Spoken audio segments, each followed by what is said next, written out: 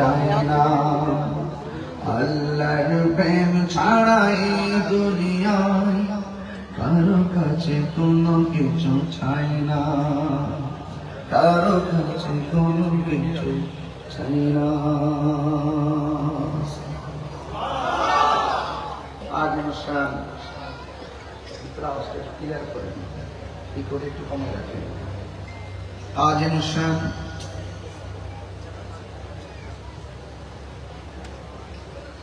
হাটহাজারী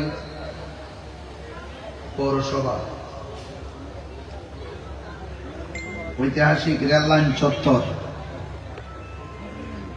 হাটহাজারী বাস স্টেশনের পশ্চিম পাশে মধ্যম দেওয়াননগর তাজদারি মদিনা সুন্নি কনফারেন্স সভাপতি আন্তর্জাতিক খ্যাতিসম্পন্ন মুজাহিদ আহলুস সুন্নাহ মুফাসসির কোরআন সিফাতুল জামিয়া গৌসিয়া মুইনিয়া কামিল মাদ্রাসার সম্মানিত প্রধান মুফাসসির হযরতুল আল্লামা মোহাম্মদ শফিউল আলম নিজামী হুজুর মুদ্দাজিল্লাহুল আলী, উদ্বোধক শিক্ষা পরিষদের সদস্য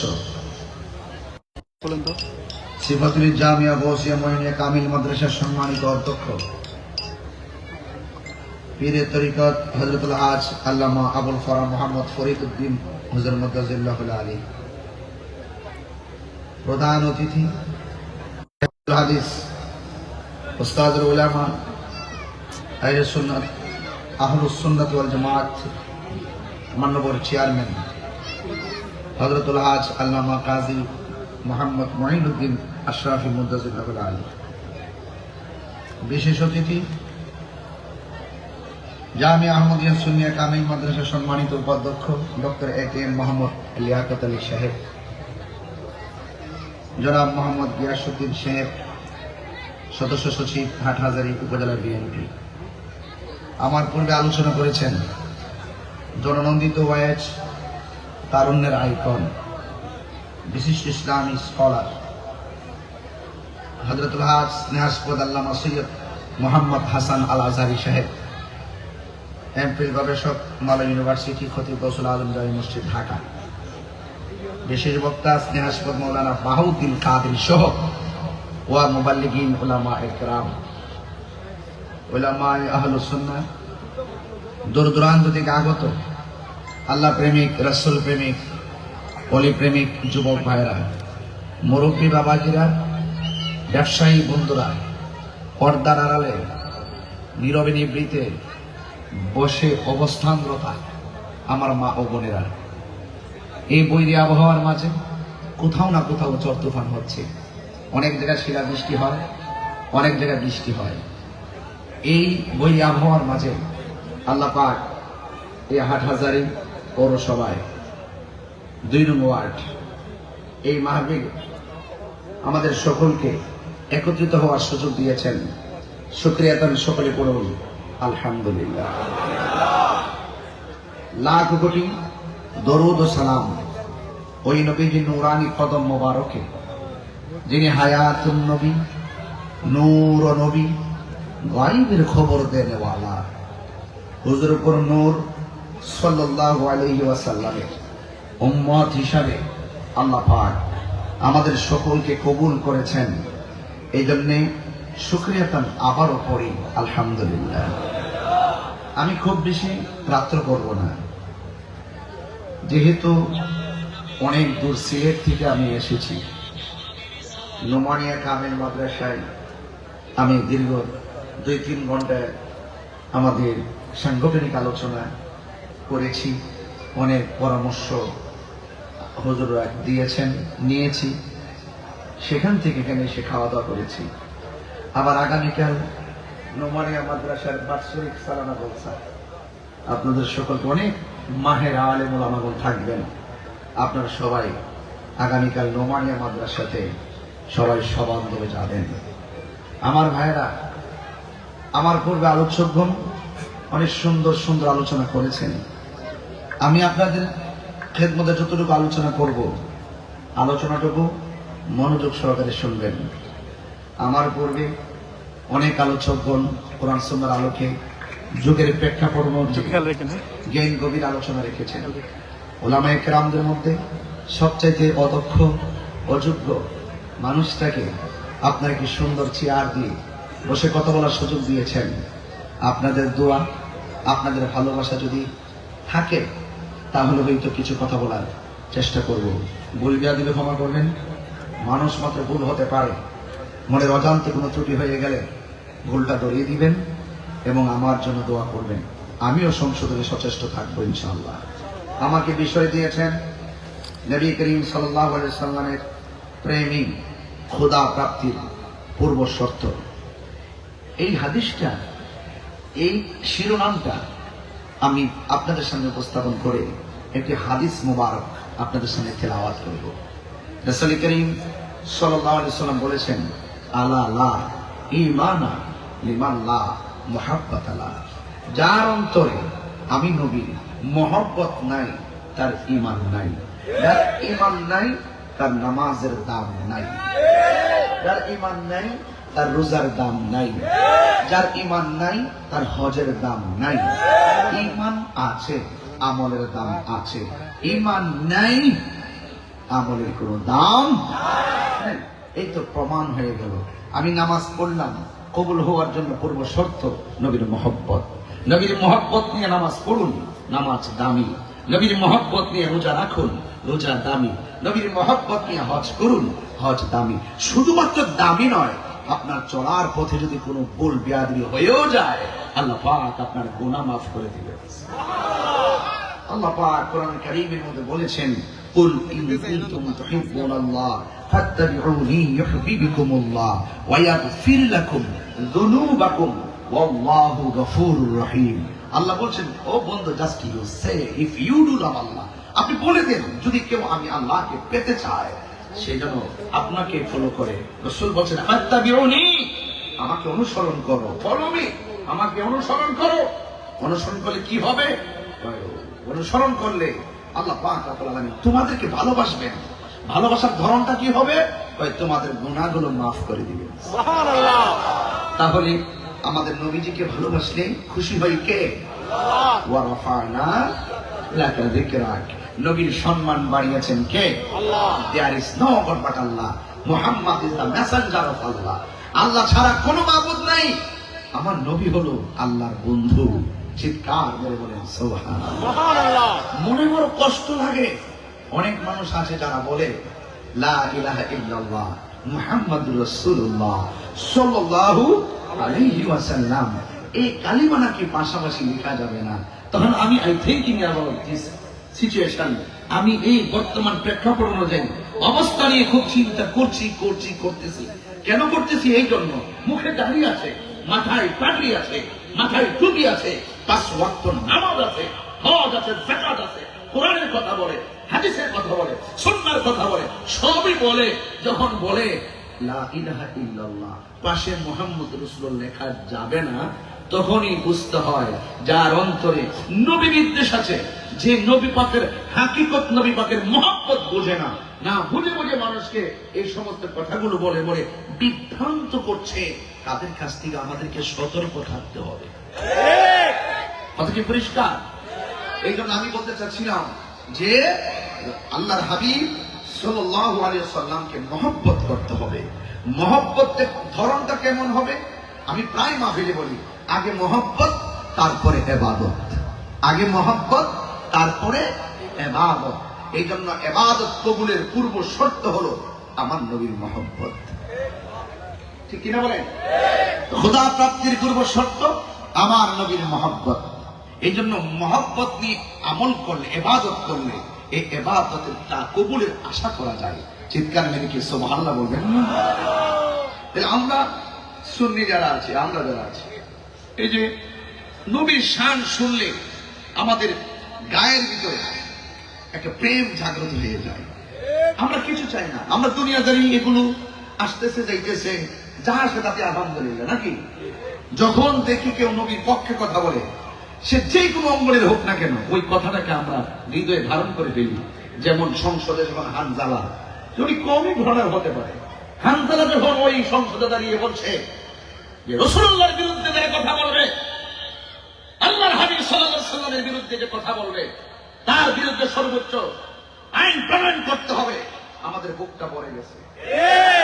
সে যখন বলছে যারা রাসূলুল্লাহকে শেষ নবী মানবে না, তাদেরকে অমুসলিম ঘোষণা করতে হবে, আমাদের কলিজাটা ভরে গেছে। কথা বলা ঠিক না? এগুলো আমাদের সুন্নতের কথা, হাজার জনম ধরে সেটা লালন করেছি। আমরা তো সেটাই চেয়েছি। রাসূলুল্লাহর বিরুদ্ধে যাই কথা বলুক না কেন, কে কোন দল করে আমি জানি না, রাসূলুল্লাহর বিরুদ্ধে কথা বললে ঐক্যবদ্ধভাবে বাংলাদেশের আইন অনুযায়ী তার বিরুদ্ধে প্রোটেক্ট করতে হবে। কথা বলেন ঠিক না?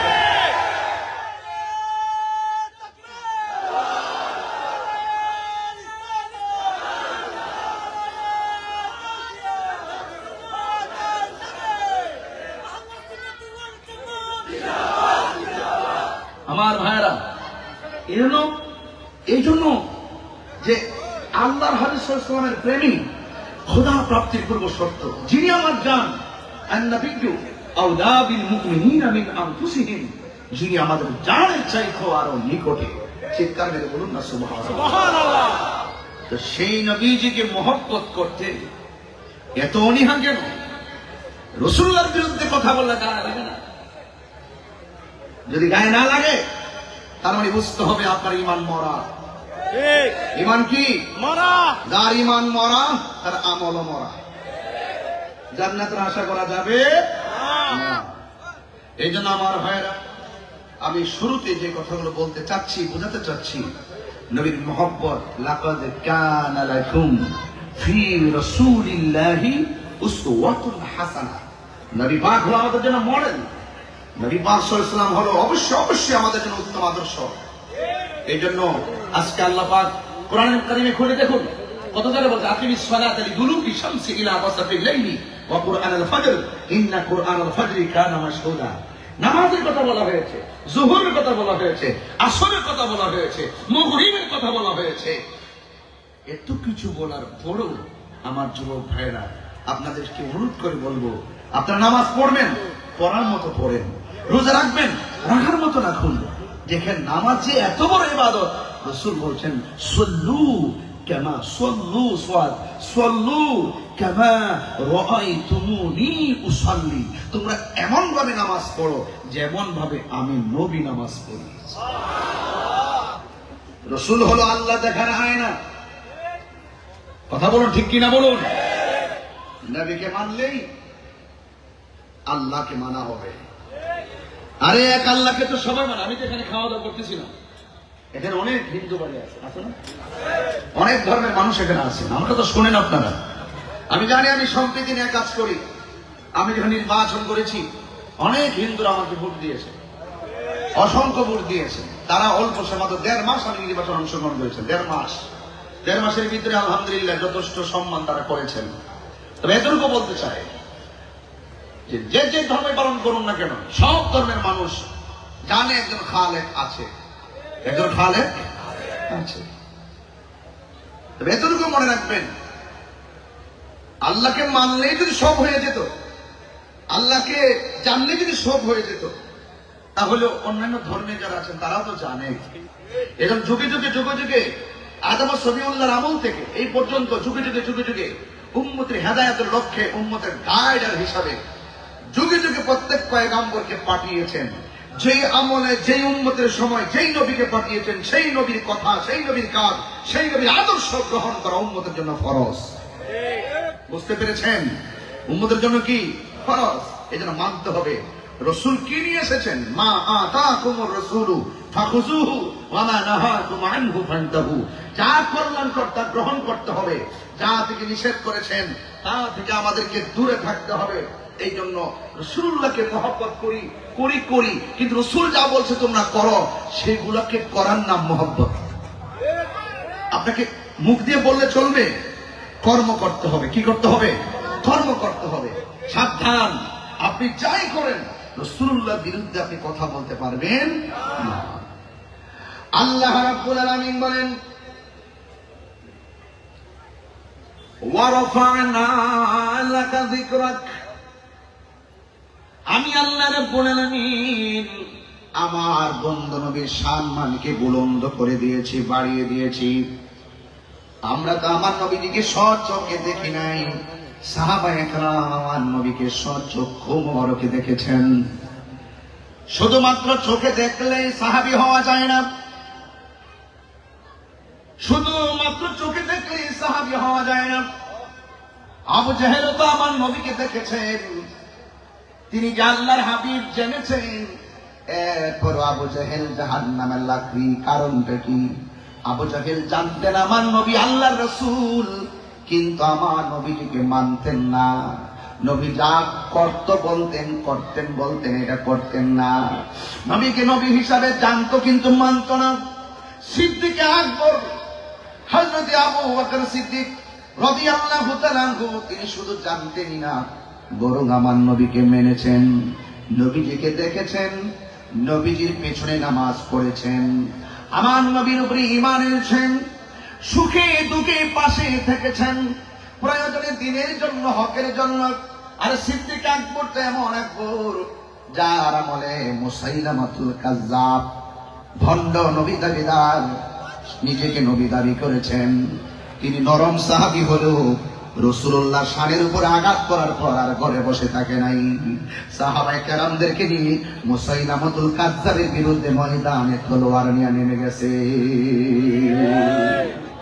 এই জন্য খানকায় বসে থাকার নাম ইসলাম নয়, মাঝে মাঝে তলোয়ার নিয়ে নামতে হবে, মাঝে মাঝে দায়িত্বহীন কণ্ঠে মাঠে নামতে হবে। কেউ যখন ইসলামের বিরুদ্ধে কথা বলবে, কেউ যখন কোরআনের বিরুদ্ধে কথা বলবে, আল্লাহর হাবিবের বিরুদ্ধে কথা বলবে, আউলিয়া কেরামদের বিরুদ্ধে কথা বলবে, আপনার ঈমানি দায়িত্ব হলো, যদি আপনার তিনটা কন্ডিশন, এক নম্বর হলো হাত দিয়ে প্রতিহত করবেন, এক নম্বর বাধা দিবেন, দুই নম্বর হলো আপনি তাকে মানর আমিনকুম মুনকারন ফালিয়ুগাইরুহু বিয়াদিহি। এক নম্বর হলো মুখ দিয়া বাধা দিবা, এরপরে হাত দিয়া ধরবা, এরপরে যদি না পারো মনে মনে কাজটারে ঘৃণা করবা। জোরে কোন ঠিক না বেঠি? আর আপনার সামনে অনেক ঘটনা ঘটছে যেটা অন্যায়, অথচ আপনি বলেন না। বলতে হবে, এটা হলো ইসলাম। আপনাকে অন্যায় প্রতিবাদ করতে হবে। আপনি শুধু ঘরে বসে থাকলে চলবে না, খানকায় বসে থাকলেও চলবে না। শুধুমাত্র তাসবিহ দিবার নামে শুধু ইসলাম নয়, খানকায় বসবেন এটা ইসলাম, ধ্যান করবেন এটা ইসলাম, মুরাকাবা করবেন এটাও ইসলাম। আবার কেউ যখন আল্লাহর হাবিবের চাদর, দরিদ্রদের চাদরকে টান দিবে, তার বিরুদ্ধে ময়দানে নেমে যাওয়ার নাম হলো ইসলাম। কথা বলে ঠিক কিনা? এটাকে আপনাকে মানতে হবে। এই জন্য আমার যুবক ভাইয়েরা, আমি বলতে চেয়েছি ওই কথা, সাহাবায়ে কেরাম আমার নবীর ভালোবেসেছেন, আবার আমার নবীর বিরুদ্ধে কেউ অবস্থান নিলে, আমার নবীর নেতৃত্বে আমার আল্লাহর হাবিবের সাহাবায়ে কেরাম যুদ্ধের ময়দানে নেমে গেছেন।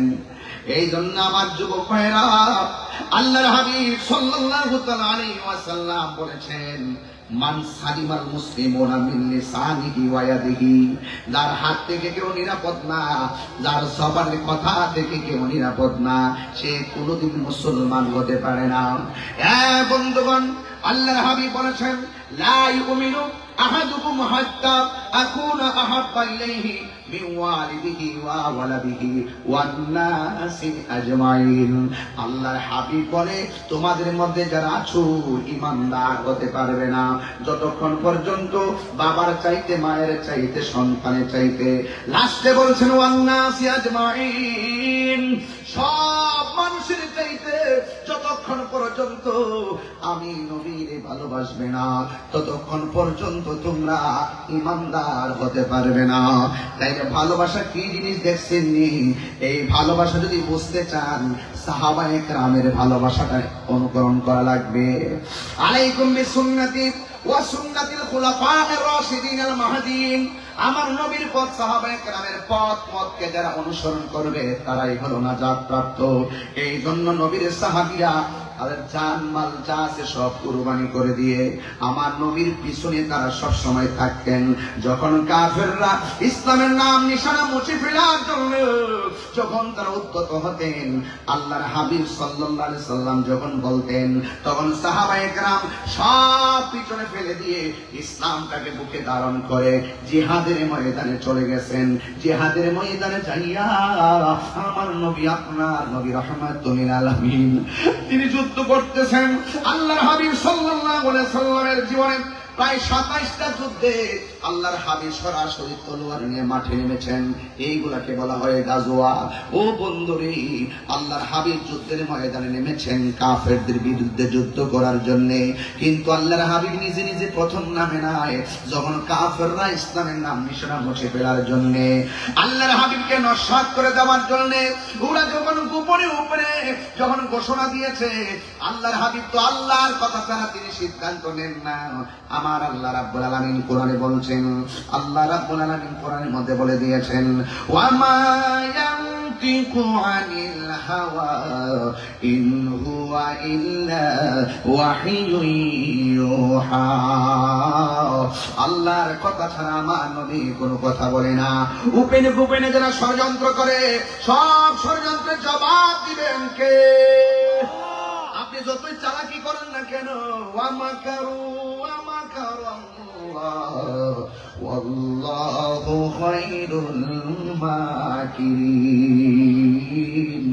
সব চালাকি অন্তরে যা ধারণ করেন না কেন, আমার আল্লাহ সব কিছুর ফয়সালাকারী।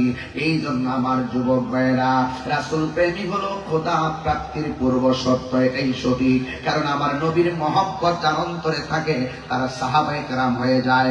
নবীর মহব্বত যার অন্তরে ছিল তারা তাবি হয়ে গেছে। নবীর মহব্বত যার অন্তরে ছিল তারা তাবি হয়ে গেছে। আইএমএ মুজতাহিদিন হয়ে গেছে, আইএমএ মুতাকাদ্দিমিন হয়ে গেছেন, সলফে সালিহিন হয়ে গেছেন, কুতুব হয়ে গেছেন, আবদাল হয়ে গেছেন, গাউস হয়ে গেছেন, আবার আল্লাহ ওলি হয়ে গেছেন। এই জন্য নবীর মহব্বত যার অন্তরে থাকে, অন্তত পক্ষে সে ঈমান নিয়ে কবরের মধ্যে যেতে পারে। আর নবীর মহব্বত যাদের অন্তরে থাকে না, মৃত্যুকালে কালিমাও তার নসিব হবে না। ঠিক কি না বলেন? জনম যদি গাহি তোমার মহিমা গাওয়া শেষে হবে নাহি। জবান করে বলেন ইজ্জতের মালিককে, আর জোরে বলে ইজ্জতের মালিককে। আল্লাহ হলো রব্বুল আলামিন। সুবহানাল্লাহ বলে কেন? আল্লাহ হলো রব্বুল, আর আমার নবী হলো ওয়া মা আরসালনাকা ইল্লা রাহমাতাল লিল আলামিন।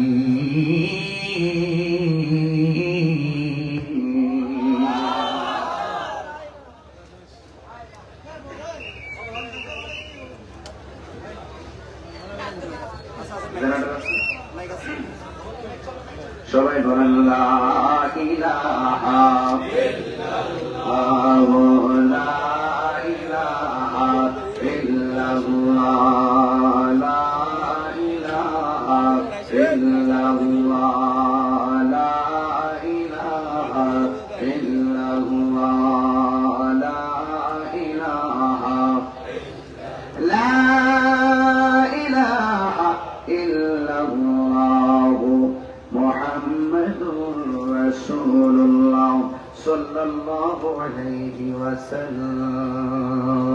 সকলে বলি আলহামদুলিল্লাহ।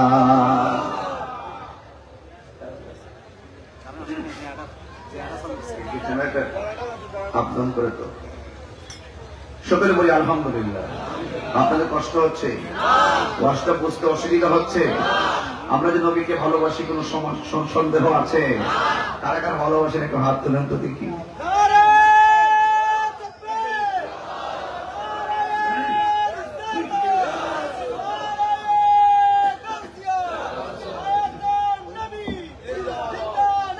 সকলে বলি আলহামদুলিল্লাহ। আমরা সবাই নবীরে ভালোবাসি, তাই না? আচ্ছা, যেই জবান দিয়ে বলি নবীরে ভালোবাসি, এই জবান দিয়ে কি মিথ্যা বলা যাবে? আরে কথা বলেন না, গরম লাগতেছে আপনাদের? বলুন, যে জবান দিয়ে বলি নবীকে ভালোবাসি, এই জবান দিয়ে কি সুদ খাওয়া যাবে? ঘুষ খাওয়া যাবে? এই জবান দিয়ে কি খারাপ কথা বলা যাবে? এই জবান দিয়ে কি মাকে কটু কথা বলা যাবে? বলি আল্লাহর বিরুদ্ধে কথা বলা যাবে? এই জবানটার দাম কম না বেশি? রাসূল বলেন জবানকে হেফাজত করতে হবে, এই হাতটাকে হেফাজত করতে হবে। কথা বলুন, ঠিক কিনা বলেন? আমরা নবীরে বলি ভালোবাসি, এখন মুখ দিয়ে যদি মন্দ কথা বলি, মুখ দিয়ে যদি বলি গালাগালি করি, তাইলে কি এটাকে হেফাজত হইল? জবানের হেফাজত হইল? এই জন্য জিহ্বাটাকে ঠিক রাখতে হবে। কথা কিন্তু বের হয়ে গেলে আর ফিরে আসে না। কথা বলেন ঠিক কিনা? কথা বের হয়ে গেলে ফিরে আসে না রে ভাই। এই জন্য অনুরোধ করবো, এই যে যুবক ভাইরা যারা এমাইজিং ফিগার আছেন, যুবক একদম তাগড়া যুবক যারা আছেন, আপনাদেরকে বলবো, অনুরোধ করে বলবো, যে জবান দিয়ে আল্লাহর কথা বলবেন, যে জবান দিয়ে রাসূল পাকের কথা বলবেন, এই জবান দিয়ে কখনো নেশা জাতীয় দ্রব্য ঢোকাবেন না। আমাদের হাসান আজহারি বলে গেছেন, যুব সমাজ ধ্বংসের অনেক কারণ বলে গেছেন, এগুলো আপনারা ফলো করবেন কথাগুলো। এই যে দেখেন আজকে এই যুব সমাজগুলো, ওয়াজে তো অনেক লোক আসছেন, আপনারা জানেন যে আমি নরম বক্তাও আবার গরম বক্তাও। আমি যখন হক কথা বলি তখন কিন্তু গানের মধ্যে তাকাই না, আমি যা বলি স্ট্রেট কথা বলি। যুবক আপনারা যেভাবে আজকে মাহফিলে আসছেন, ঠিক এইভাবে যদি মসজিদে যান আমি খুশি হব। আপনারা যেভাবে মাহফিলে এসে আমার সাথে কথা ঠাসঠাস বলতেছেন, আপনারা যদি এইভাবে যদি মাতককে না বলতে পারেন আমি খুশি হব। এটা রেল লাইন না? এই রেল লাইনের আশেপাশে হাইটা দেখবেন বহুত পোলাপান বৈশা বৈশা অনেক জন অপ্রীতিকর কাজে জড়িত হয়ে যায়, নেশা করে। আছে না নাই বলেন? এই নেশা কি করা যাবে?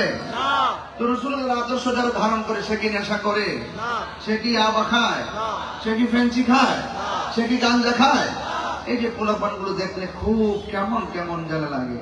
খবরদার ছেলেরা, তোমাদের চেহারা থাকবে অনেক সুন্দর সুন্দর, অনেক সুন্দর থাকবে, কিন্তু আজকে আপনারা এসেছেন অন্তত মাথায় অন্তত টুপিটা পরে আসবেন, খেয়াল রাখবেন এগুলা। হয়তো আজকে রাস্তা থেকে আসছেন, হয়তো নিয়ে আসতে পারেন নাই, এটা পাতলা পাতলা টুপি করবেন, এই যে পকেটে ঢুকে রাখবেন। ওই যে আমার ভাই, এই যে কি পাতলা দেবে, এই ভাই সাহেব দেখেন, এই যে দেখেন কত সুন্দর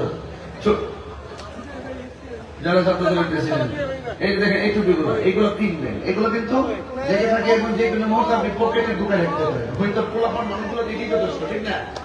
আমি এটা পকেটে ঢুকে রাখবেন, টুপিটা নিচে ঢুকে পকেটে রাখবেন। মাহফিল হচ্ছে, ঠাস করে মাহফিলে টুপিটা পরে চলে আসবেন। তো আপনি পড়তে আসছেন বাজারে, নামাজের টাইম হয়ে গেছে, পকেটে টুপিটা ফেলে মসজিদে ঢুকে যাবেন।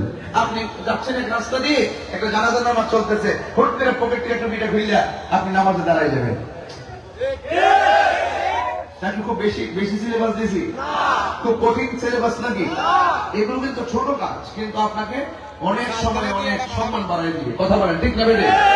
এই ছেলেটা আপনি দেখবেন, যে ছেলেটা নিয়মিত নামাজ পড়ে দেখবেন, শতকরা 90% মানুষ কিন্তু তারে বলে সে ভালো ছেলে।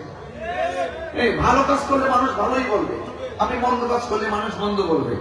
আপনার কাছে অনেক কিছু নির্ভর করছে। হাসরের মাঠে সব মানুষ নাফসি বলে